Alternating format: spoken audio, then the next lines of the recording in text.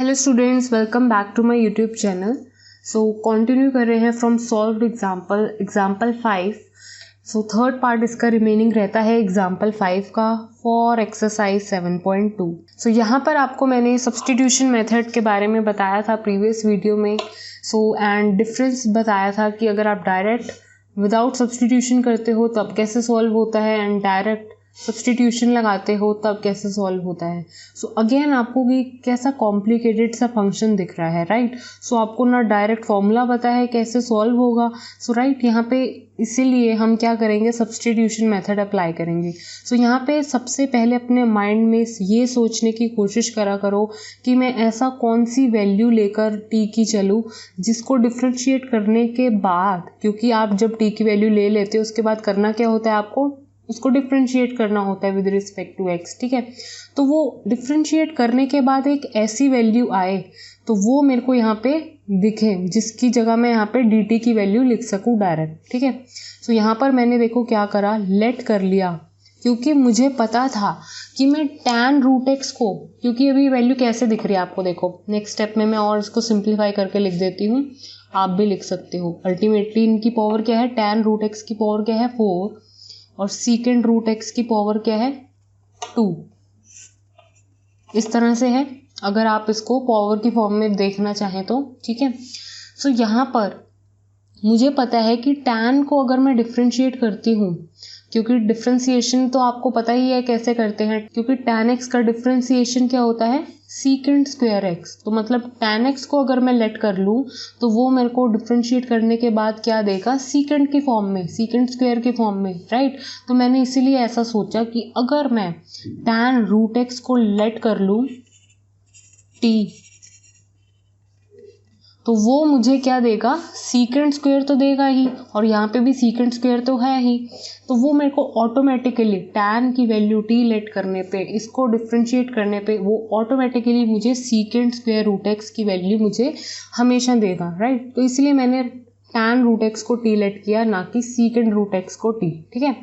तो यहाँ पर देखो इसको करना होता है अब differentiate with respect to x। तो यहाँ पर वैल्यू क्या आएगी, tan को डिफ्रेंशिएट करोगे तो सीकेंड स्क्वायर जो भी आपका एंगल है एज इट इज। अब डिफ्रेंशिएशन कर रहे हो तो चेन रूल तो अप्लाई होगा। तो यहाँ पे रूट x है, तो रूट x आपने एंगल जो था लिख दिया। अब एंगल की बारी है, उसका डिफ्रेंशिएशन होगा। तो रूट x का डिफ्रेंशिएशन क्या हुआ, 1/2 रूट x, ठीक है। एंड डी टी, ऑफकोर्स यहाँ पे मैंने dx लिख दिया है, क्योंकि t को डिफ्रेंशिएट करोगे विद रिस्पेक्ट टू x तो आपको वैल्यू देगा वो dt/dx। तो जिसमें से मैंने dt को यहीं पे रहने दिया है, dx की वैल्यू हमेशा हम यहाँ पे शिफ्ट कर देते हैं। क्यों कर देते हैं आपको यहाँ पे क्लियर पता चल जाएगा। अब देखो यहाँ पर आपके पास वैल्यूज क्या है,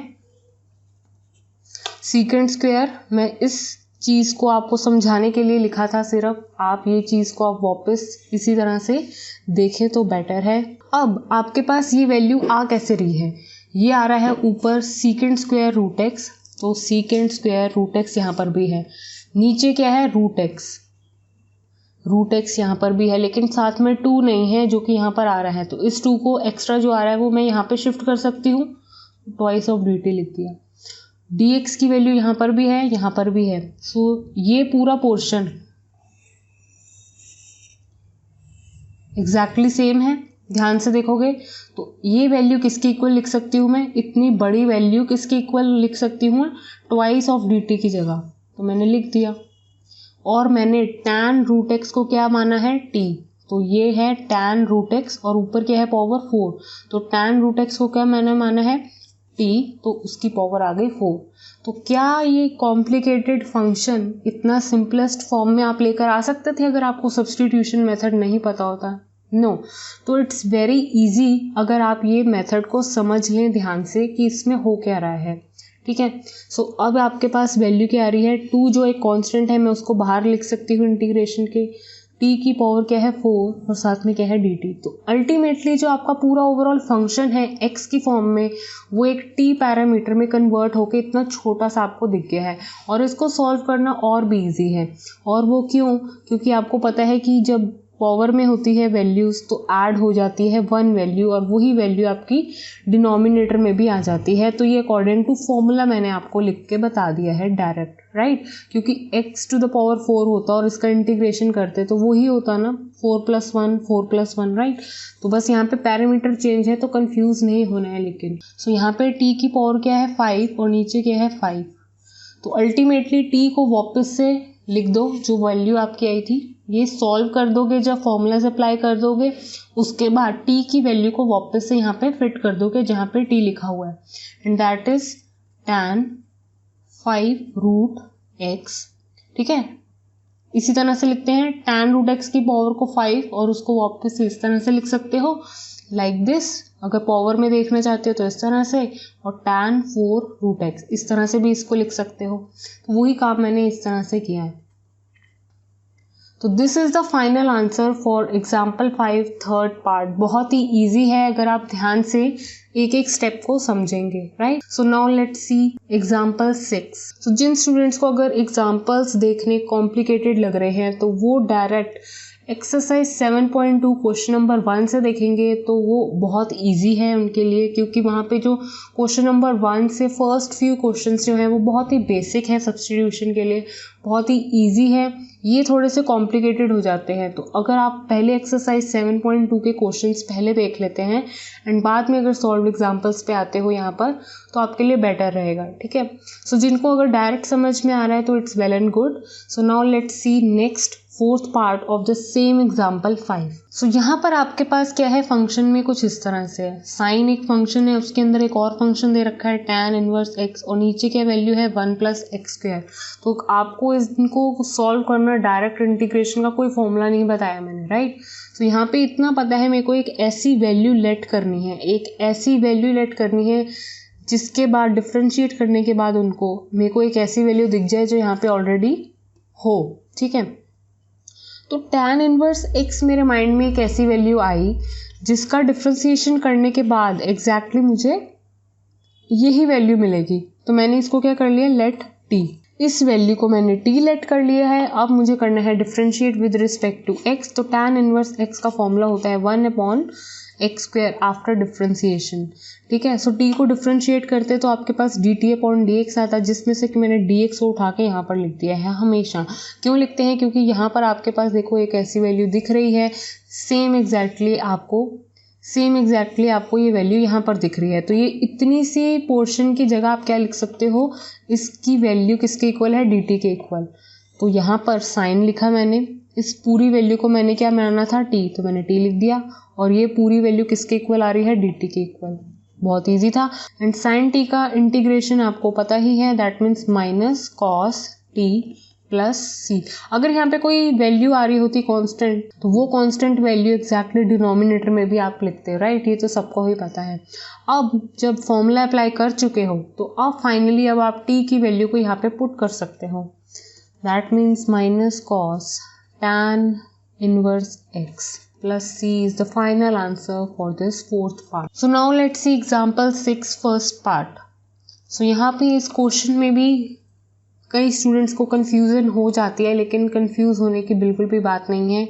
यहाँ पर देखो हम क्या करेंगे। सो यहाँ पे मुझे एक ऐसी वैल्यू लेनी है t के इक्वल जिसका डिफ्रेंशिएशन करने के बाद यहाँ पर मेरे को वैल्यूज क्लियर दिखें, राइट, जिनकी वैल्यू मैं dt के इक्वल लिख सकूँ।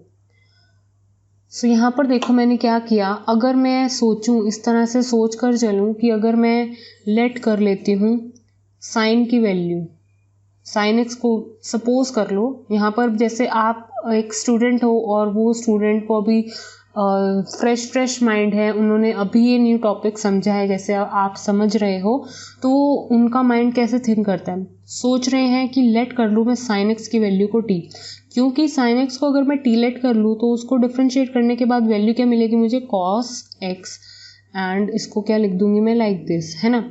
तो यहाँ पर इसको लेने का कोई बेनिफिट मिला, साइन एक्स को t लेट करने का कोई आपको बेनिफिट मिला, नहीं मिला। क्यों नहीं मिला, देखो मैं अगर इसी तरह से चल रही होती तो आपको किस तरह से दिखता।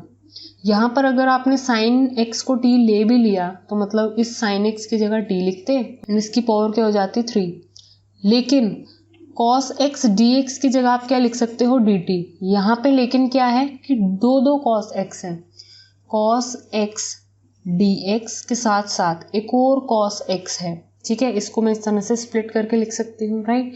तो इस वैल्यू की जगह आप उठा के dt तो लिख देते, तो मतलब आपका फंक्शन किस तरह से दिखता, इस तरह से दिखता। तो क्या आपको sin x लेने के बाद t इसकी वैल्यू जब आपने ले ली और ये प्रोसेस अप्लाई करने के बाद क्या आपको बेनिफिट मिला, नहीं मिला, क्योंकि अभी भी आपके पास पूरा ये जो आपका फंक्शन है t में कन्वर्ट नहीं हो पाया, ठीक है।